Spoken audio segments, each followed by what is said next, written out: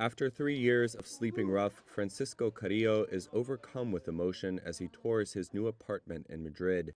It's been provided to him by the charity Mundo Justo, or Fair World. I'm very happy. Very happy.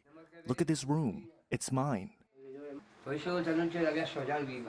Tonight I'm gonna dream all night. I'm going to sleep like a baby.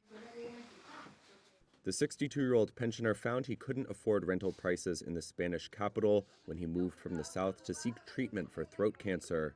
Carrillo is one of a growing number of Spaniards who have found themselves priced out of the market amid a shortage of social housing and regulations that deter long-term rentals. The housing shortage has been exacerbated by a boom in rentals on platforms like Airbnb and Booking.com. That has spurred a wave of protests across the country in recent weeks. With housing in high demand, landlords are now demanding rent payment guarantees that many low-income renters can't provide, according to 3 NGOs consulted by Reuters. Others are switching to the lucrative short-term market that isn't governed by the same regulations. According to Idealista, the supply of long-term rentals has fallen 15% in a year. Meanwhile, short-term rentals intended mainly for tourists increased by 56% in the year to March. 67-year-old pensioner Carmen Cajamarca was given a month to leave her rented Madrid apartment. The building where she has lived for 25 years was sold to an Argentine fund, refurbishing its units for holiday rentals.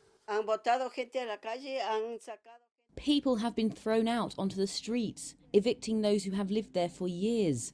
The news reports that around 5 million tourists arrive, so they want the apartments for tourists. But what about the local residents who have always lived there and paid the rent?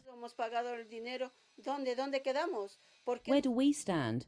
Why do they want to do this to us? We are human beings, not animals, and even though they have more money than us, they should have some consideration. Blanca Hernandez is the chair of TECO, the real estate investment trust that owns Carrillo's apartment and partners with Mundo Justo.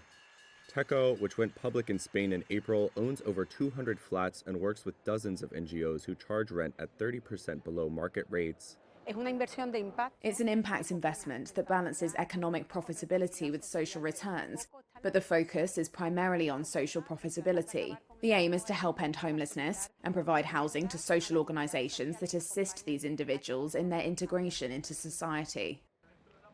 Hernandez says it's a win-win business model, expanding housing options for the homeless while enabling investors to secure a return. A report by the European Commission found that Spain's social housing stock makes up just 1.5% of all homes, compared to the European average of 9%.